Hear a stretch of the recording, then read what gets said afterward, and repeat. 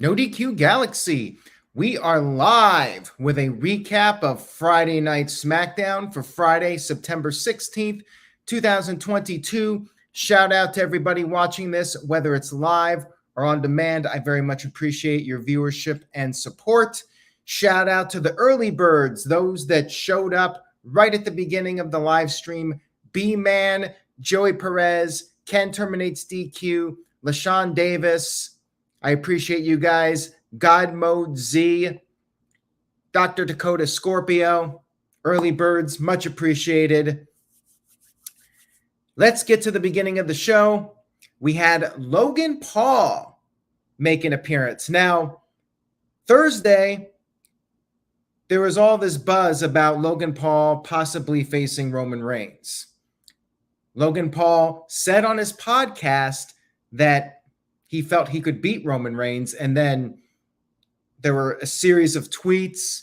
You had Roman Reigns telling Paul Heyman on Twitter to handle things. Triple H ended up inviting Logan Paul to SmackDown, so it was kind of obvious where things were going. We talked about it on the No DQ review Thursday night, and then Friday, Dave Meltzer tweets out that some major breaking news is coming. And that major breaking news was, well, Logan Paul is going to be fighting Roman Reigns. We pretty much all knew that that was where this was all leading to, but thank you for that breaking news, Dave Meltzer. And tonight on SmackDown, we kicked off the show with Logan Paul. He talked about how he has a habit of opening his mouth. He was getting what chants by the fans, getting some boos.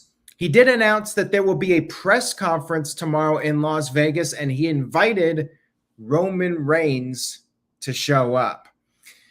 Paul Heyman made his big return. Paul Heyman with the bloodline, minus Roman Reigns, of course.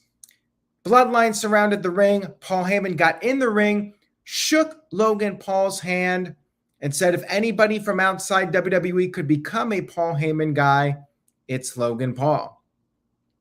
Brought up how Logan fought Floyd Mayweather and held his own, but Heyman said that Logan made the mistake of picking a fight with Roman Reigns. Heyman advised Logan to pick a fight with somebody else.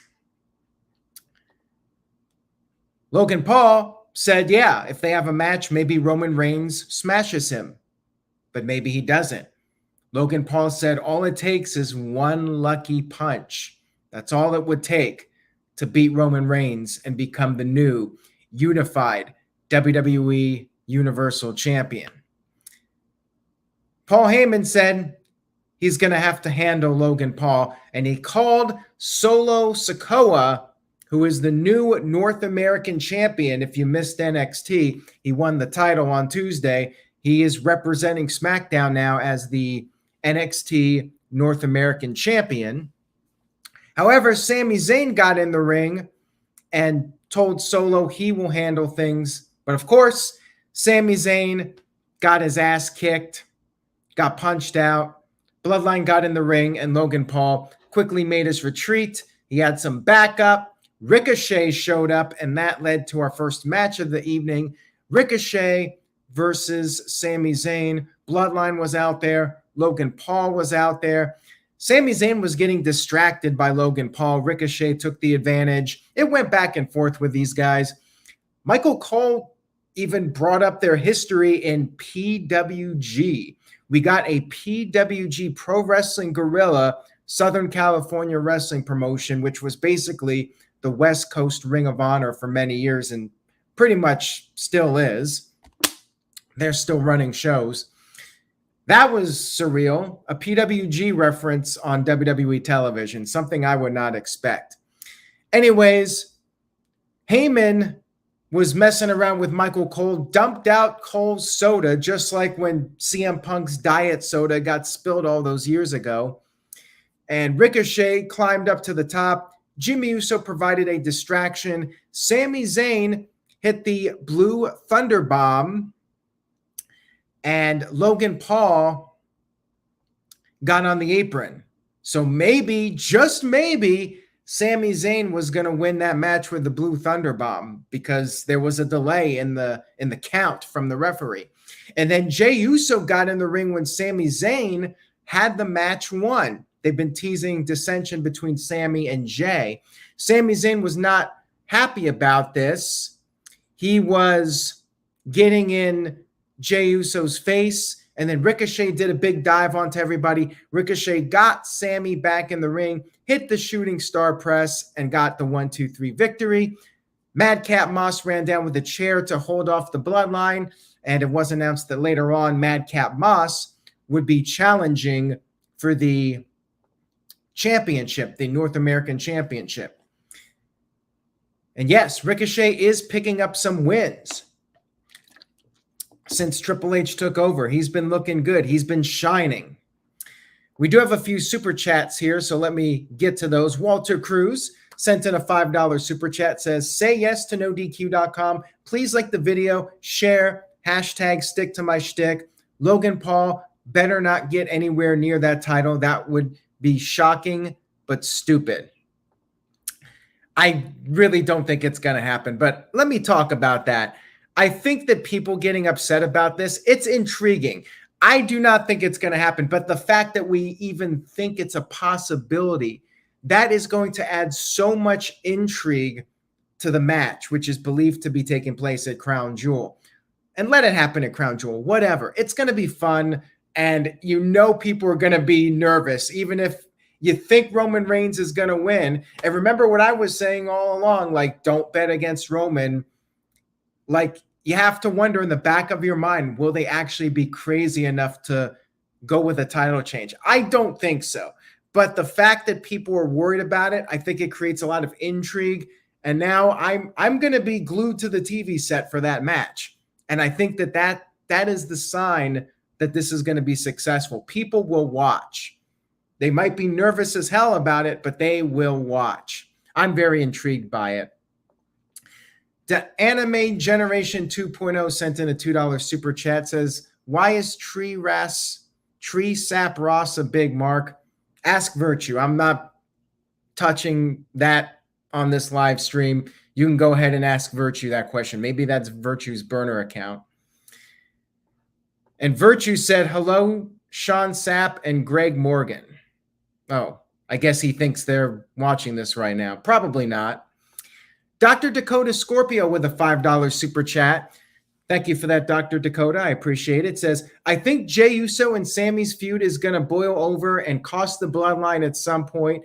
Most likely the tag gold, maybe, but probably unlikely, though.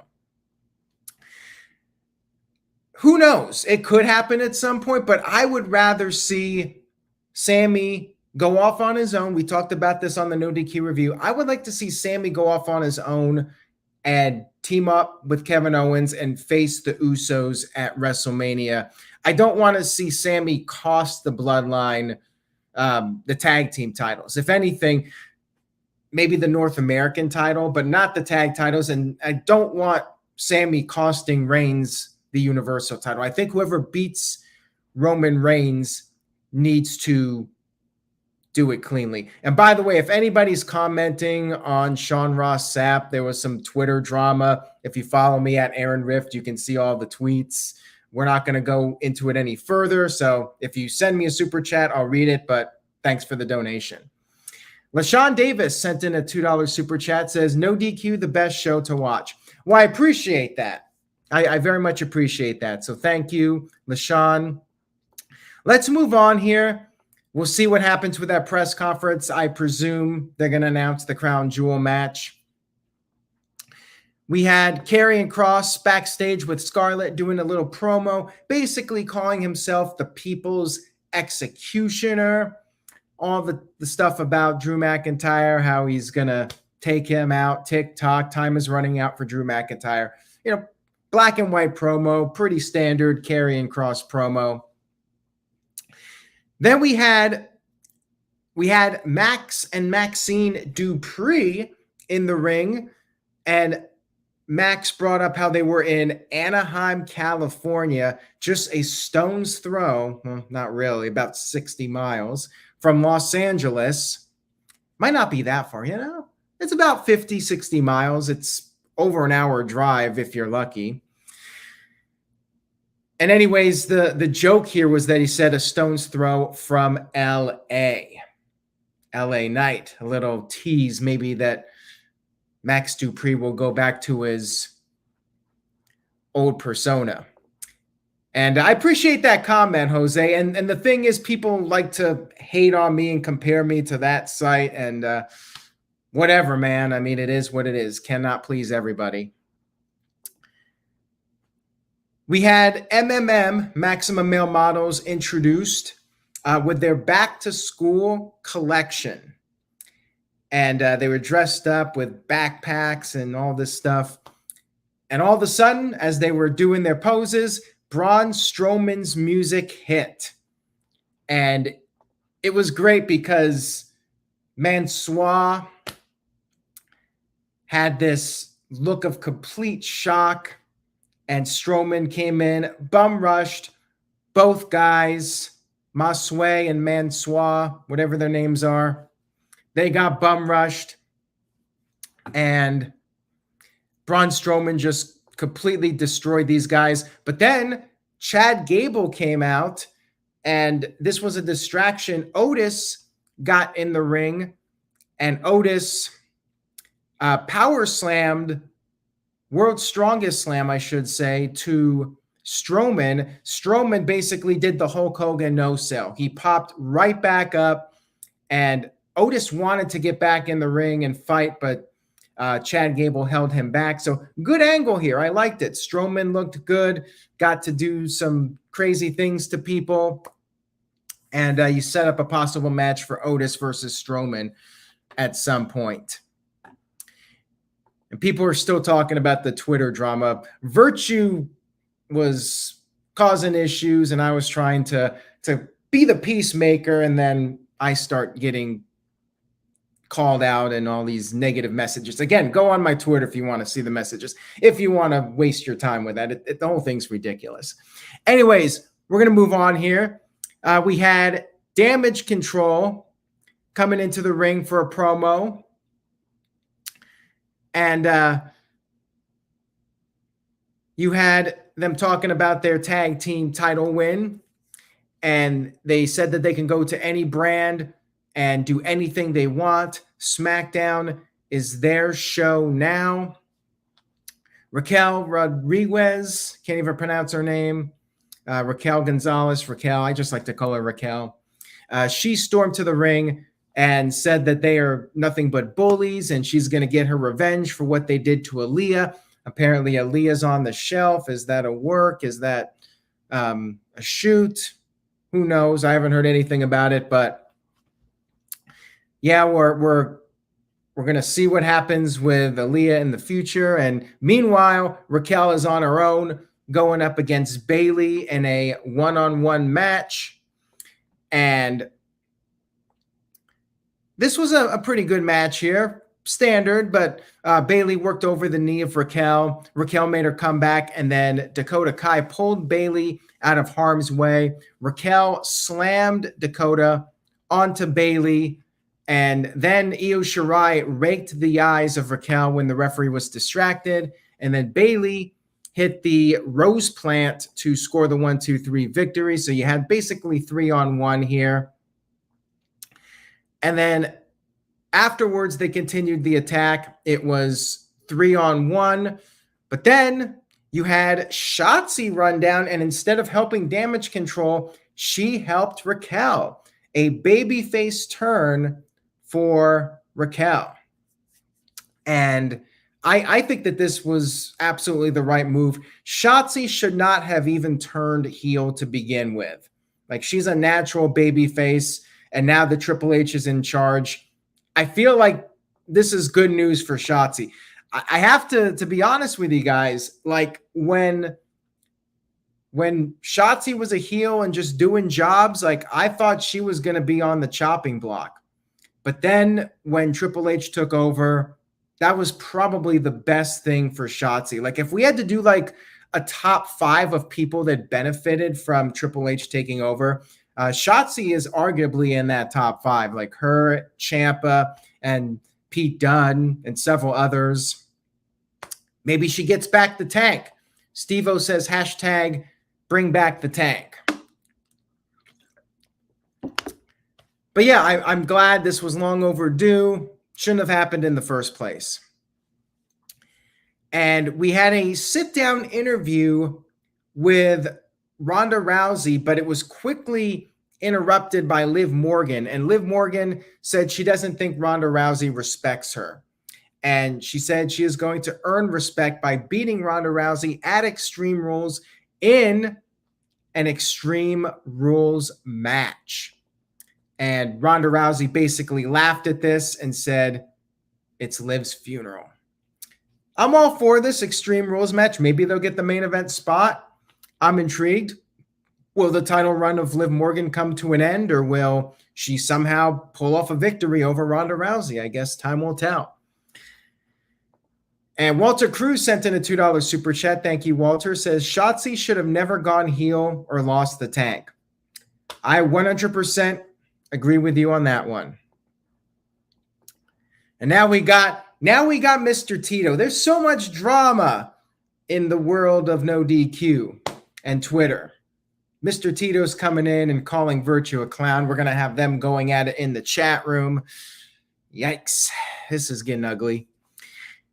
Anyways, Drew McIntyre came out to ringside, stood on the announce table, and said that Karrion Kross doesn't have the balls to actually come at him face to face. It always has to be from behind.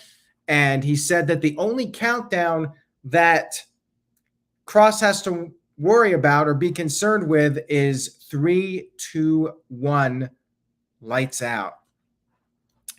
Dr. Dakota Scorpio with a $2 super chat says, Liv tapped out at So To Me, Liv is a liar.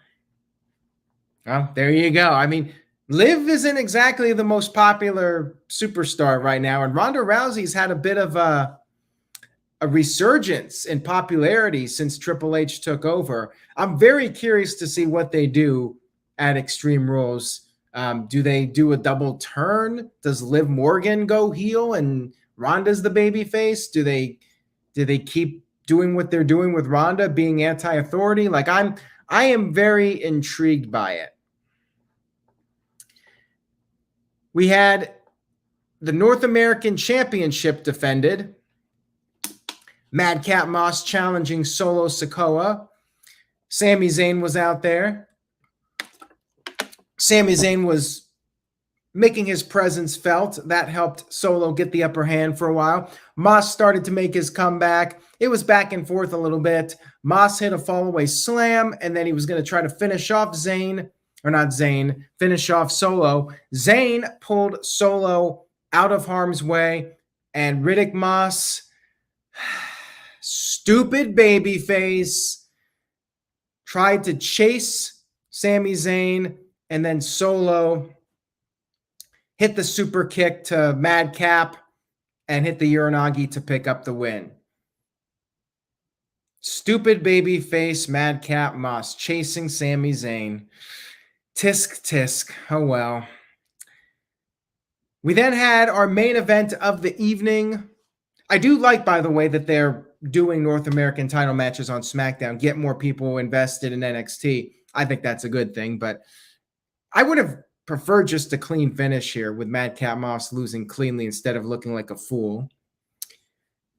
We had our main event, a 4-way tag team #1 contenders match. Winning team faces the Usos next week on SmackDown.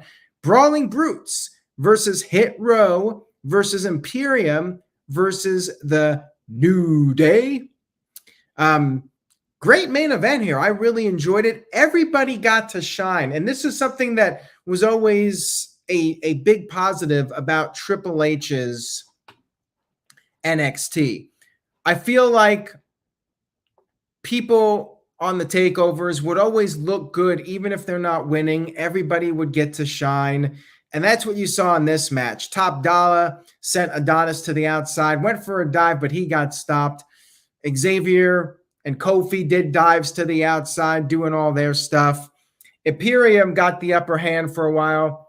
They got some offense in. And after a while, you had Butch coming in. He built up some momentum. He took out several people. Then Butch and Top Dollar went at it.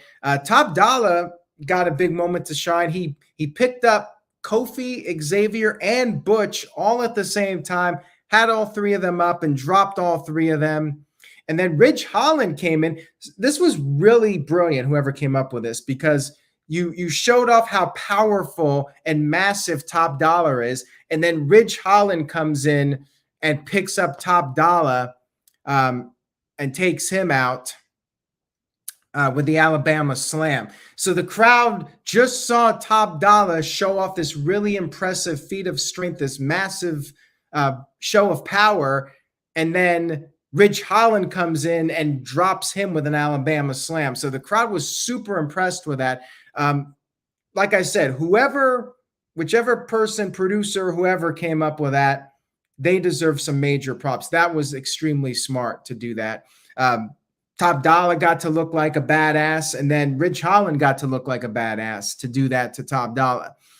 And Top Dollar ended up being sent to the outside over the announce table, and things were breaking down. Everybody was coming in, and Imperium hit the Imperium bomb, but then Ridge Holland made a blind tag, and he stole the pin, basically. He pinned Kofi Kingston. Ridge Holland and Butch got the win, and I'm definitely a fan of this, but I think they should have done this at the Premium Live event. I think they're doing it on next week's SmackDown. I would have liked to have seen this on a pay-per-view, see the Brawling Brutes get a tag team title opportunity on pay-per-view.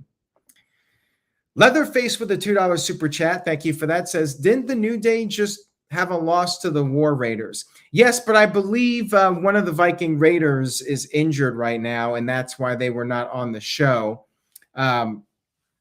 Plus, they're heels also, and you want a babyface tag team. And I guess right now, the Brawling Brutes are babyfaces, so they really made the most sense of anybody in this match. You could have gone with Hit Row, but I like the Brawling Brutes getting the opportunity at the Usos. That should be a hell of a match, but should be on a Premium Live event. Anyways, good SmackDown. Not too much to complain about it. It was a very solid show. I'm giving it a solid B, and probably my favorite show of the week. Like, Dynamite was close, but I think SmackDown may have topped it. SmackDown, just a very entertaining show overall, and they're building up Crown Jewel with Logan Paul versus Roman Reigns. They're building up the Extreme Rules pay-per-view, which doesn't seem like a must-see show, but the Extreme Rules match with Ronda Rousey and Liv Morgan could be very interesting. So good show. Definitely a SmackDown that is not a waste of your time if you watch it. If you're going to watch anything, definitely check out the main event and maybe the beginning with Logan Paul. So on that note, thank you guys so much for tuning in tonight. I really do appreciate your continued viewership. And if you liked the video, please give it a thumbs up. And if you can, spread the word, tell a friend, do whatever you can. Anything is very much appreciated. Take care, guys. Have a great weekend. And remember to say yes to NoDQ.com. And I will see you all next time.